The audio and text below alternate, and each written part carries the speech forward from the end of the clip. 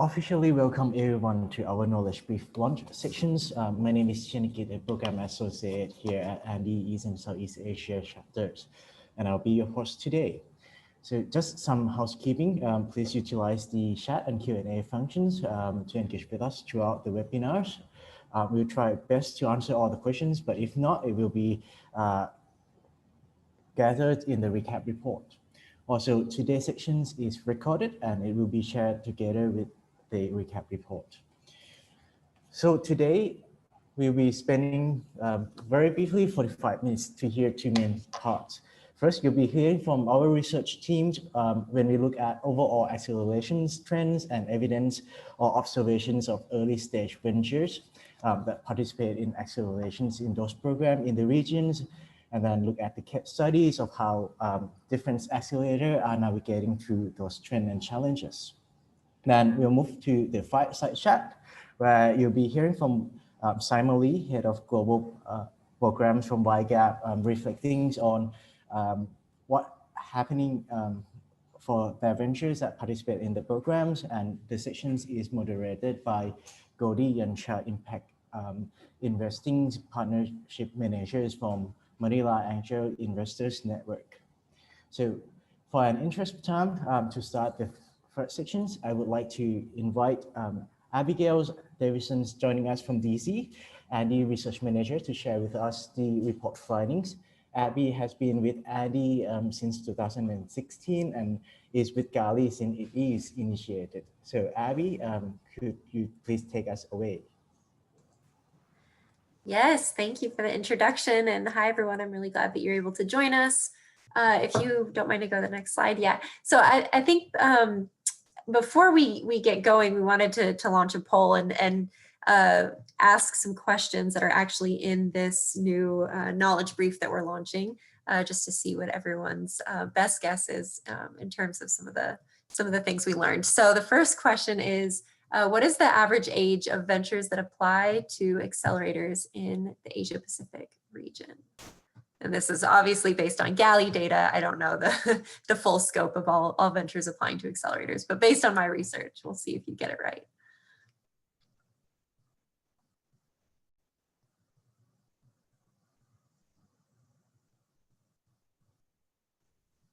All right, give you a few more seconds.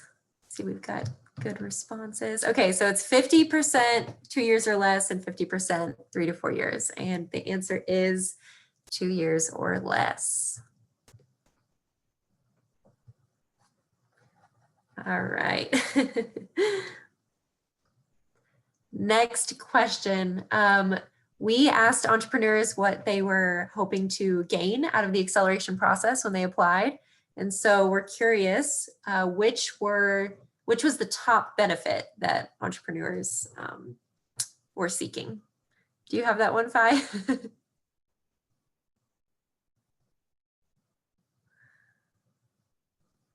If not, we can move on, no problem. There we go. Yeah, so is it mentorship, network development, or access to investors?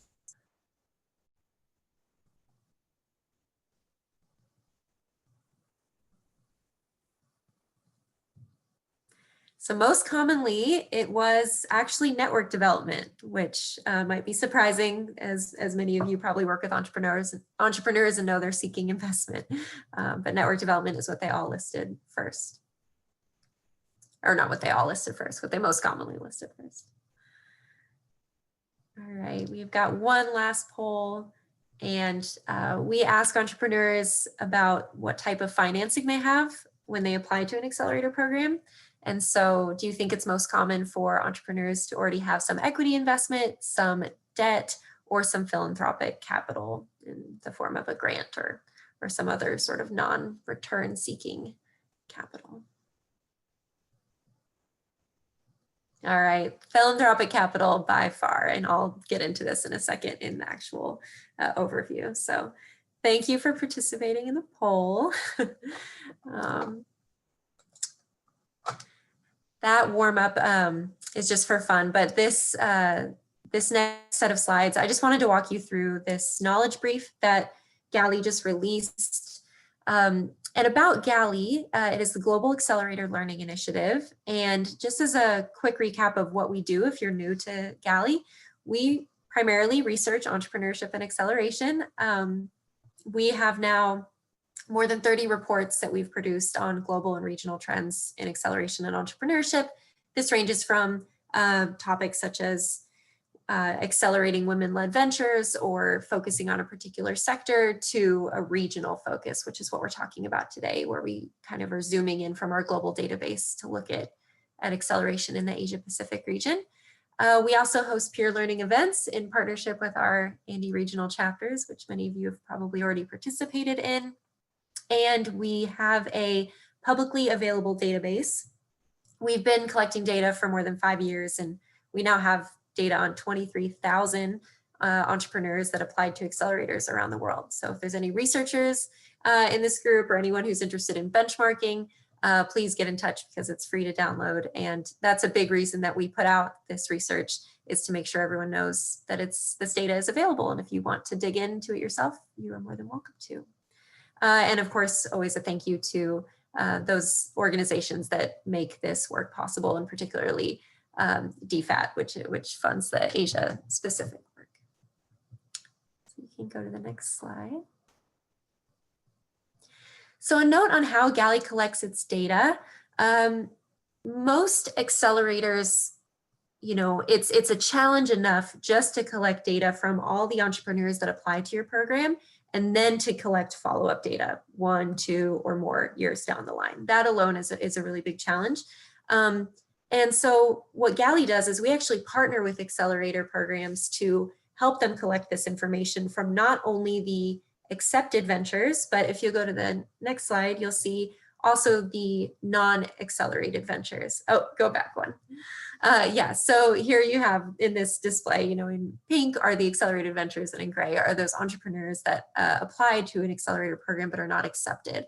And so what we can offer is looking at the growth trajectory of those accelerated ventures, but then having some sort of comparison group and looking at those that were seeking that type of support but did not receive it.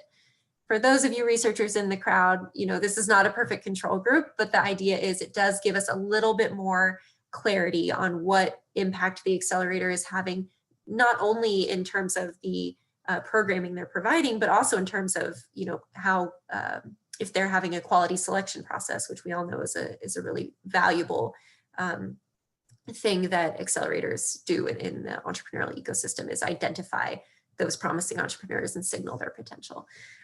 So that's how we've collected this data in partnership with accelerators. And so we've been doing this for over 5 years. And like I said, we have data on more than 23,000 ventures that applied to more than 300 programs and that are based in more than 150 countries. So it's a vast data set. I put here some logos of some of the partners, partnering accelerators from the Asia Pacific region, but there are many around the world. Okay, so for this knowledge brief, we pulled the data that we had for, in terms of ventures in Asia Pacific that are based in emerging markets. So I should say non-high income countries within the Asia Pacific region. So it's still fairly obviously broad. Asia Pacific is such a broad region, but it is focused on emerging markets. And primarily, as you can see here, these are the organizations that contributed data from their accelerator programs.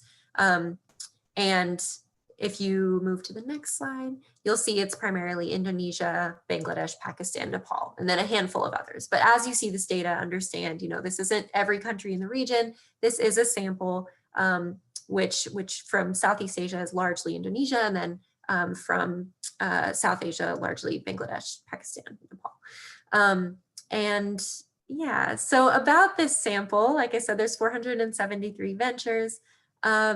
And just to give you a couple interesting stats, more than 80% of those ventures in our data set that are in an emerging market in Asia Pacific are led by a founding team rather than a single entrepreneur. Not surprising, but interesting nonetheless. And the average size of the founding team is 3 individuals, so 3 entrepreneurs. And they're on average around a little over 30 years old, slightly less than the global average within our data set. And just over 50% of the teams have a woman on the founding team. That may sound very equitable, but it's a little different when you think about it in terms of 50% of the teams do not have any woman, whereas the other 50% of the teams aren't necessarily all women, they just include a woman. So, but still, I've noticed that this is actually seems a little bit more positive in the Asia Pacific region compared to some other regions in the GALI data set. We're not going to go into gender in this knowledge brief, but just so you know, we have produced an entire report on gender based on our data set. So, you know, if you'd like to go to the GALI website, that information is there. All right, next slide. So I wanted to pull out a few key takeaways from this study. None of this is really groundbreaking. It's actually probably very familiar to you, some of these key findings, but if that's the case, that's a good sign. That means that what we're able to pull out from the data we're collecting is reflecting what you're all sensing as practitioners in this space. And so the first takeaway is that venture seeking acceleration are early stage. Most have revenue and few have investment. So that's sort of our baseline for who is seeking acceleration support in the region. The second one is that accelerated ventures are more likely than those non-accelerated ventures. Remember, we have that comparison group. They're more likely to increase their revenues. So we see that those entrepreneurs receiving that support are growing their businesses at a greater rate. Yet, even though these accelerated ventures have fundraising targets, we'll get to this in a minute, they're definitely not meeting these fundraising targets, and they're really not even coming close. And then last, given these challenges of, okay, thank you, Janika. Given these challenges in fundraising, you know, programs are sort of adjusting their models to better help these businesses raise funds in these local contexts. So you can continue. Next slide. Oh, thanks. So just like we'll run through these fairly quickly. And again, I encourage you to read the brief. But like I said, most ventures are early stage. More than 65% have revenue. Almost 75% have employees. Yet we see, you know, very few have any investment. Philanthropic, most common, probably because those come in smaller amounts most often. Okay, next slide. And this is another poll question. What they're seeking, interestingly, is network development, business skills. But even though they all sort of need this funding, we see that direct funding and access to investors are ranked lower. So that's kind of an interesting thing that deserves some more conversation, but wanted to point that out. So that was takeaway one. These entrepreneurs are early stage, have revenue, need investment, but are seeking network development out of accelerators. So key takeaway two is that accelerated ventures are not only you know, coming in with revenue, but they're also more likely to increase their revenues compared to those non-accelerated ventures. But you'll see there's really not much difference in terms of investment growth there. You can go to the next slide. And this figure is showing the percent of just those accelerated ventures. So just the ones that were accepted now is all we're looking at. The percent that had a fundraising plan in terms of whether they plan to raise equity financing, secure debt, or receive grants, compared to how many actually did see that happen. And we see the greatest discrepancy when it comes to equity investment. More than 50% had a fundraising plan, but only 8% secured any funding. And this is in the first year. So in some of our interviews, you'll see in the brief, we look into, okay, is it because it takes a little bit more time in the region and in certain local country contexts? But we do know that in that first year, during the acceleration program, they're not reaching their fundraising goals that they have. Okay, next slide. And I wanted to throw this into, this is comparing the ventures in this that we focus on in this knowledge brief. So the accelerated ventures in emerging markets in the Asia Pacific region compared to emerging markets in the entire global sample in GALI's data set, and then also to the entire GALI data set. And you'll see this is a smaller sample than we discussed earlier, because this is looking at just accelerated ventures. But point being, we see again that Asia Pacific Ventures are doing quite well with revenue, again, even when comparing to this benchmark, struggling a little bit more when it comes to the financing. All right. I'm moving quickly. Okay, I'm almost done. So this, we at the end of this knowledge brief, we highlight and we profile 3 accelerators that contributed data to Galley, just because we know it's interesting to see these average, these graphs and these average values, but it's really useful to go into the program level and see what's happening. And so we gained some really useful insight from these 3 programs, and I want to thank them for allowing us to share their data and share some of their lessons learned. And just to call out a few things that I think are interesting are, for Kinara Indonesia, they spoke about in the brief, they speak about their peer selection investment model to give entrepreneurs this investor mindset. One to watch with Enterprise Nepal, they have learned that it's better to have investor connections facilitated at the beginning of the program to allow those relationships to develop, rather than waiting until the end of the program to do a demo day. And then also Invest to Innovate in Pakistan, they're actually launching their own fund to support those ventures that aren't necessarily a good fit for equity investment, but to work through some alternative financing structures. So more to learn there. I encourage you to read it. All right, so just to finish this up, like I said, none of these takeaways are groundbreaking, but they're really useful. And it's important for us to have data to back up what everyone is sort of expressing and to try to dig into it in more depth. And so for me, the takeaway here is there are many promising entrepreneurs in the region. They are receiving acceleration support and clearly growing, but there's still some blockages when it comes to securing financing.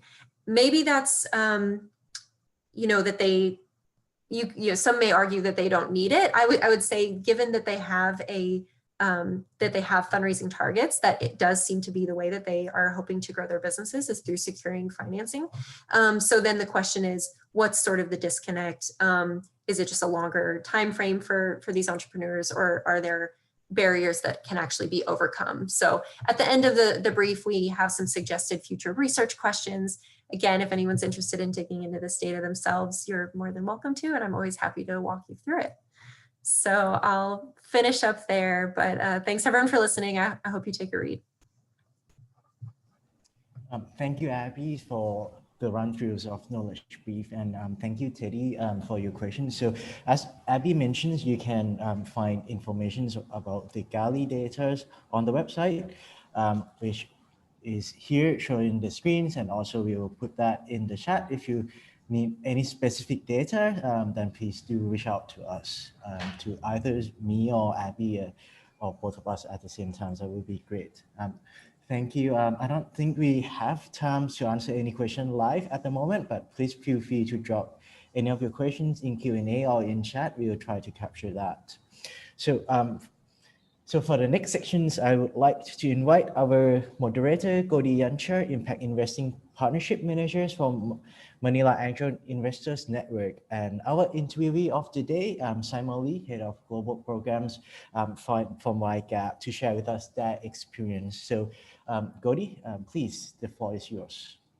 Thank you, Chinakit, and thanks as well to Abby for sharing those invaluable insights, right? So important to back data with our assumptions and validate that. So privileged to be part of this conversation and to have this conversation with Simon today. Before transitioning and asking more from his experience, I want to share briefly about Maine. So Manila Angel Investors Network is an angel investing group in the Philippines that makes investments in any company with an operational nexus in the Philippines.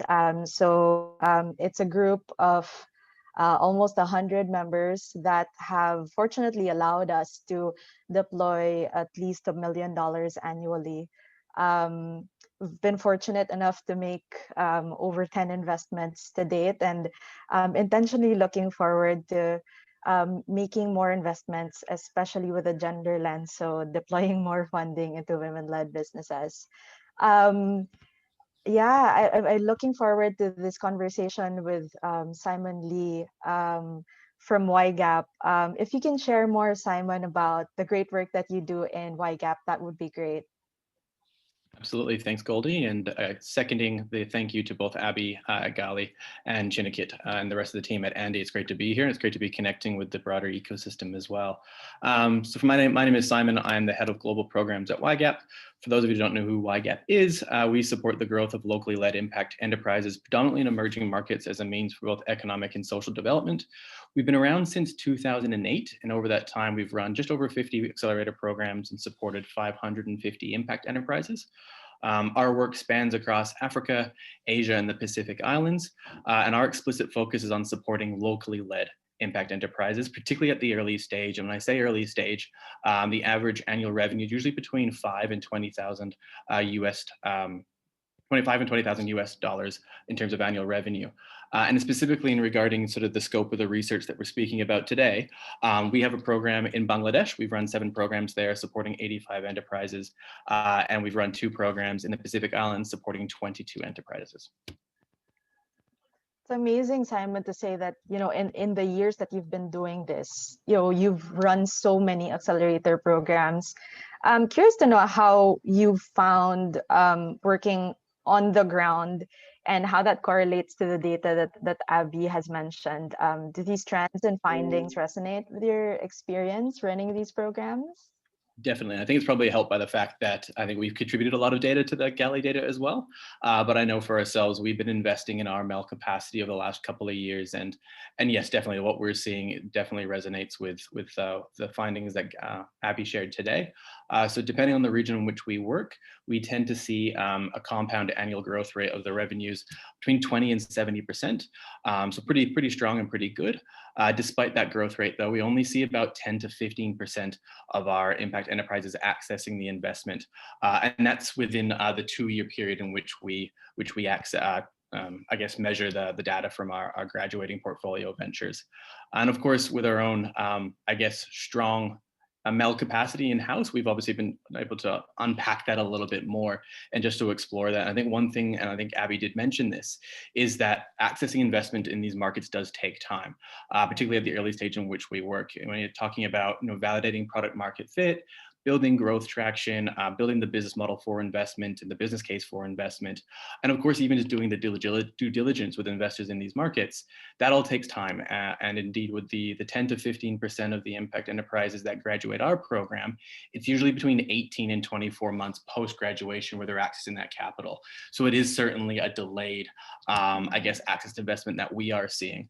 I think it's also important to sort of call out that for not all accelerated programs, YGAP included, is access to investment the explicit primary goal of the accelerated program itself. I know for us, we've gone through a transition in the way in which we look at our programs that I can imagine we'll deep dive into in a minute, Goldie. But what I can say is that for us, the goal of our program is around validating the business model of the enterprises that we support. So we actually use revenue as our, I guess, goalpost that we work towards, and access to investment is almost a secondary goal. So for us, it's okay that not necessarily accessing investment. What we're actually focusing on is the revenue growth, with the assumption that by increasing the revenue and building the business model, hopefully the investment will follow. For sure. You know, I appreciate that you mentioned the importance of considering local context, right? Because each and every ecosystem is different. And also considering the lag variable when you work with enterprises at the early stage, them getting their traction, them building the value, right? And how that translates into a fit for like a funding pathway, such as investment. So that's very interesting that you mentioned that, Simon. In terms of program design, though, because you did mention about your focus, your interventions, what are other trends that you've observed in terms of the critical elements in terms of program design, as well as what you see in the founders, the entrepreneurs? Absolutely. So I think I mentioned one before, and that's, you know, from our own experience, I think we recognized early on that we couldn't be everything to everyone. I think the first iterations of our program, we were trying to not only support the enterprise to build their business model and to build their foundations as a business, while also trying to, at the same time, work with them to build the business case for an investment. And I think what we have found out through our own work is that your program design and the components of your program really can't do both. So we've had to sort of go through a decision-making internally in terms of, all right, what is the objective of our program? And where we have landed is focusing on what we call the customer-centric sort of focus, which is working with the enterprise to validate their business model and really looking at the business fundamentals. That in, I guess, opposition to, or the other side of things, is more an investor-centric model, which is working with the enterprise to build the business case for investment. And I think what we've decided to do and where we've played over the last couple of years is very much at that former, where we're looking at working with the venture to build the business case, which we then validate in terms of our successes. Are they growing their revenue? Again, the assumption is that hopefully by building their revenue, they will be in a much better position to access investment further down the line. In saying that, when it does come to contemplating investment into your program, again, that is a secondary goal of our programs. A couple of things that we have built in and I guess adapted to. The first is something that actually Abby noted with One to Watch and their findings, which is it's important to get the investor meeting the enterprises early on. We know that investment is built on relationship building, it's built on trust. So from a program design perspective, how do we facilitate those connections to start that relationship building earlier? That way it gives the opportunity for the investors to start building those relationships, building the confidence in the team, seeing how they respond to pivots, how they progress, how they face challenges, and how they grow throughout the accelerator program, as opposed to just facilitating that connection at the end, which the traditional demo day sort of model of the program design, where it's just a one touch at the end of the program, really doesn't facilitate that. So from a program design perspective, how do we start to connect the investors with our enterprises early on so they have that opportunity to build that trust and build that relationship moving forward? And I think when it comes to considering the types of investors that you build into your program design, I think it's important to consider what type of investors you actually bring in and making sure that they are aligned with the shared goals of the accelerator program. I know for us, it's important for us to find investors whose investment thesis, investment strategy aligns with our definition of success as an organization, and the types of capital that these investors are bringing in. And again, I can imagine we'll talk about this in more detail in a second. The types of capital that they're bringing into these are facilitating into these markets are actually fit for purpose and fit the financing needs of the enterprises in your program. There's nothing worse than connecting someone who's what their needs are might be, say, debt financing, but you're connecting them with an equity investor, and that sort of misalignment isn't going to work for anybody. So it's really, really important to really understand the funding needs of your enterprises, and then going out and going into your network and facilitating connections with those investors who can provide that specific type of capital to fit their needs. Right. I think you really hit the nail on the head about, the fact that there is diversity in the kinds of businesses that accelerators work with, as well as the diversity of, financing options and even in equity investments, right? To your point, the investment thesis of people are very diverse. So it's very important to have these relationships built at the onset. And I can relate and resonate with that.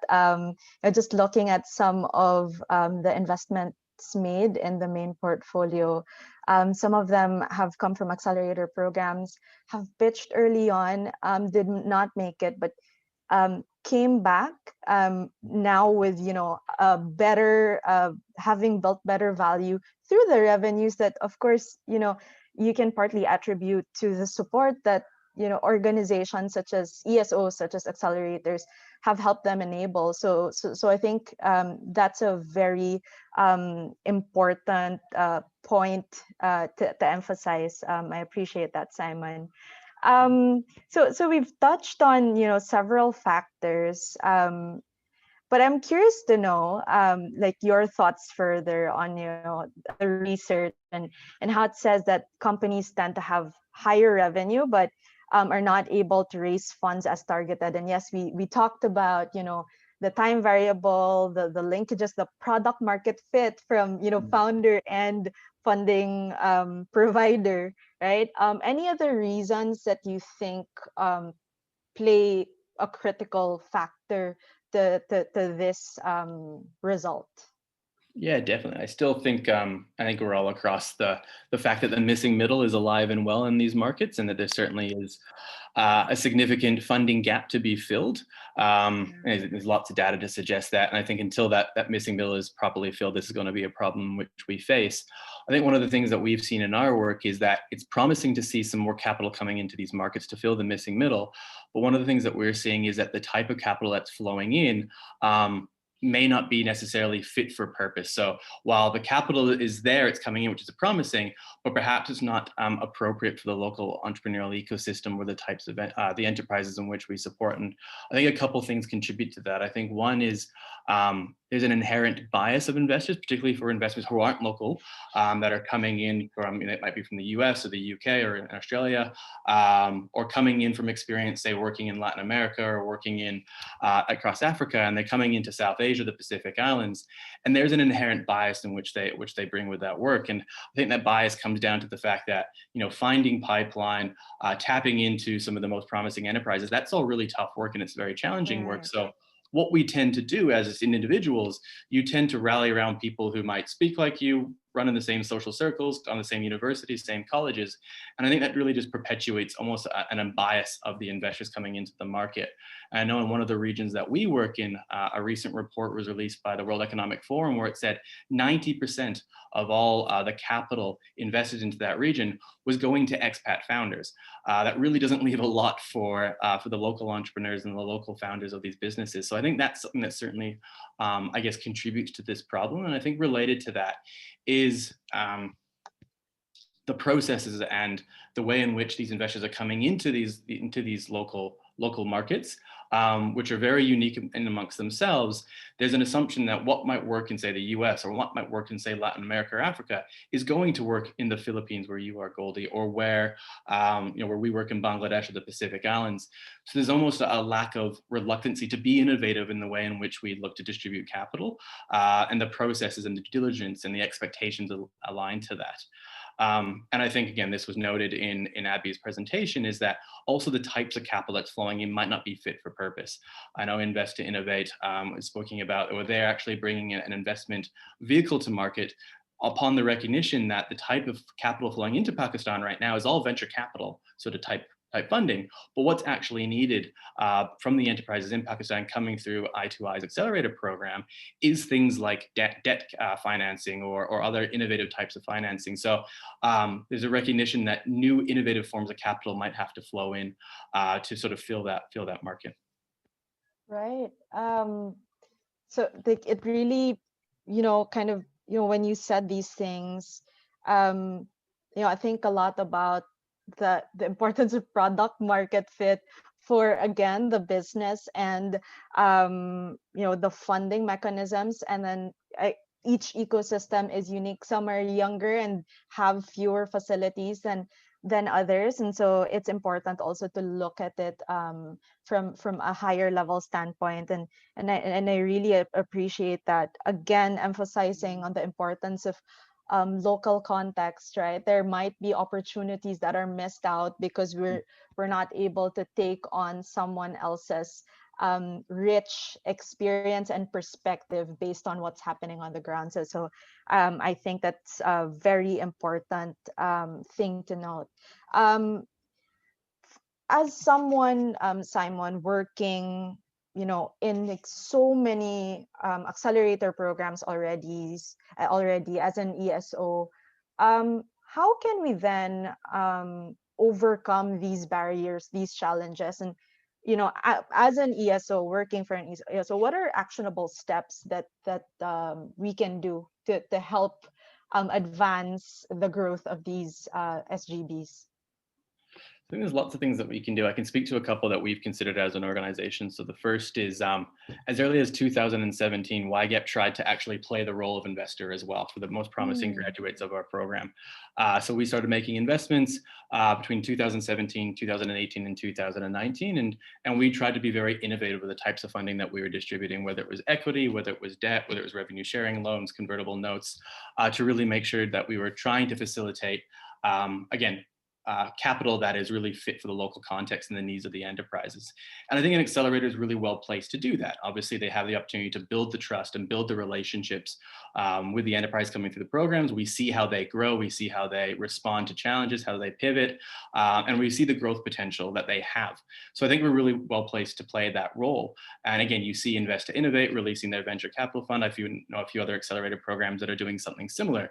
So it's obviously sort of speaks to the role that we can play in that. But I think it's also important to note, and we know this firsthand from our own experience, that playing that role is very challenging.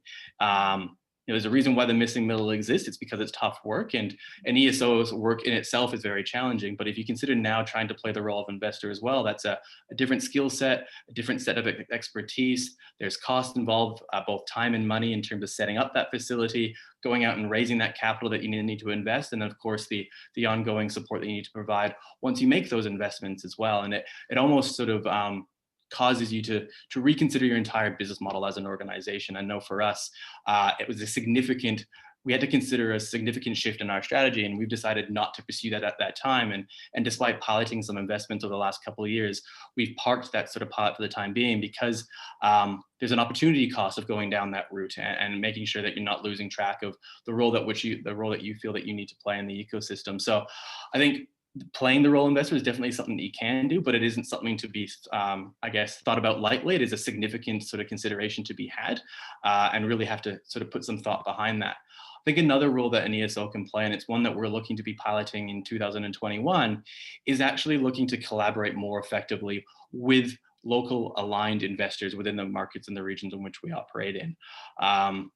I find it quite surprising, and again, we know this firsthand, and we've been guilty of this, that despite having shared goals of making sure enterprises are growing and accessing the capital, there seems to be a lack of misalignment between the accelerator programs in these markets and the investors in these markets. And it's almost like the accelerator programs are playing basketball while the investors are playing soccer, and we're wondering why we're not actually working together. So I think there's definitely opportunity for ESOs to, I guess, find aligned and synergistic partners and really look to collaborate and co-develop or co-design an investment readiness program that really looks to align and support the entrepreneurs to help build that business case for investment and provide the support as an accelerator can to get them as ready for an investment as feasible. So that way we are going to be more effective as an ecosystem, sort of filling that gap and filling that role. And so we're looking to pilot an investment readiness program with a few collaborative funders, both in Bangladesh as well as regionally across Africa with our gender-focused program, YHER Africa, in 2021. So we're looking to partner with a few innovative funders to co-develop an investment readiness program who are willing to, I guess, pivot from the status quo, be innovative with that way in which they're looking to address this program, and we'll be looking to come to the table with an openness and a willingness to collaborate and be innovative to see if we can actually bring a program to market that really fits to fill this gap and really does it in a way that brings investors and accelerated programs a little bit more closer together, aligned, so we can work together more collaboratively, support the enterprises in the program. That's great, Simon. If there's kind of this harping note for investors to keep being deliberately diverse in its outreach for its pipeline, it's interesting how you say that, as an ESO, to also do a deliberate outreach and partners to unlock more opportunities for your entrepreneurs. So I really appreciate that, Simon. I learned a lot from your insights, and I hope the audience has been able to take away a lot of things from your deep experience. Thank you, Andy, for the opportunity to have this conversation with Simon and with you all. Back to you, Chinakit. Yeah, thank you, Gauri and Simon. Actually, I want to open the floor a little bit to answer one of the questions posed in chat, which can come to both of you, Simon, Goldie, and as well as Abby, what do you think on this? Is question from Martina. What do you think about the ticket size? We're talking about the investor come in, have their own bias and investment thesis, and then now we're talking about the type of investor, which is VC and PE, which has a very high ticket size, comparing to SGBs that we are talking about. So it would not be a great fit on that regard. So how do we then take the approach that, of ESO, or try to bridge that gap, or have any thoughts on that questions? So I'm sure it's to you first, Goldie, if you have any Sure. thoughts. Yeah, I think that's a good point, right? I think we touched on diversity, and so there are different business models of different entrepreneurs, right? And I think Simon has mentioned, all these types of financing modalities. Some are even hybrid, right? So, for example, for someone who might need loans that are fit for purpose, that are accountable to say things like, yes, your financial bottom line, but your impact bottom line, that might look very differently from a funding pathway of, say, a tech startup using tech to scale things really fast, right? And so I think it's important to also know where the business stands, what the business goals are, and also then look at the providers of the funding, the financing pathways that you're targeting. Because, yeah, I think, yes, in the world of SGBs, yes, we hear a lot about VCPE investors, but there's also different business models that fit accordingly to certain financing pathways. So I think step one is understanding what your business model is like, and then understanding then what financing pathways are available for you.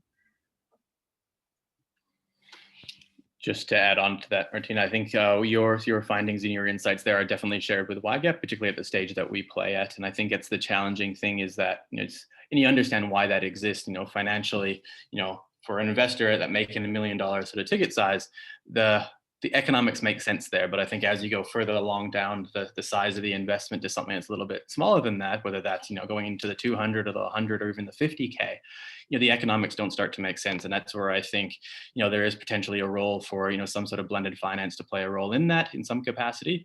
But I also think it's also about a role that an ESO can play is really advocating for other players and a diverse set of funding to come into play and to sort of crowd into that market. And again, that's going to take time. But I think that's where it's important about, advocating for those smaller enterprises who perhaps don't have funding needs that are currently met with the current types of capital that are available in the markets in which we work, and trying to advocate for them and trying to find innovative funders who can offer or have the ability, whether it's whatever way they're structured, to be able to bring in smaller ticket sizes or more flexible types of capital that really can fit the needs of the enterprises, particularly if they are less than $1 million, which is exactly the same for our portfolio. We have the exact same problem, and it's a problem that we commonly knock our heads against our neck against the wall, because it's a tough one to find out. And that's why it's really about finding aligned investors who have an investment thesis and a strategy and have investment products, for lack of a better word, that are really fit for purpose for your enterprises coming through your program. And I think that's where the devil's in the detail, and trying to find those investors who are really aligned with what you're doing and the types of enterprises that you're supporting. All right, thank you, Simon and Goldie. We are a few minutes late for our times already. I just want to wrap this knowledge brief launch up, that we all see the evidence and supporting evidence that the ESO actually play roles in supporting SGBs, strengthening their business model, which is correlated to increasing in revenues that our report shed the light into. But also the challenge remains on the lack of early stage investment capitals that we all still are trying to figure out. But echoing the collaborative approach that Simon mentions, the partnership between the ecosystem players, investor, ESO, and among other players is critical to be able to solve that problems. So very quickly, Just to mention that we are very fortunate to be able to share this evidence throughout collecting data from Gali and discriminating reports in many variations throughout the past 2 or 3 years.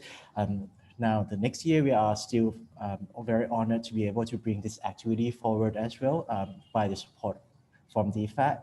So stay tuned for our activities for next year, global report launch, roadshows, and networking that will be coming up throughout each quarter in 2021. Also, I want to highlight 3 key activities that Andy's focusing on next year is Funder Learning Lab. It's a closed-door discussion among the donors, funders, DFI to promote the collaborations and greater efficiency in giving out the funds. And Andy Gender Equality Action Lab is the invitation only lab to try to solve the systematic change of gender lens problem in the regions, as well as has been conducting the entrepreneurial ecosystem snapshot in Bangkok, and will be discriminating the report in early January. So if you want to be participate or know more on any of these activities, please do reach out to me and we can discuss. So thank you all today for participating. So let us know how can we improve our webinars by completing the surveys in the chat, bit.ly/APAC Gali. So for today, thank you all for participating in our knowledge brief launch, and until next time, thank you.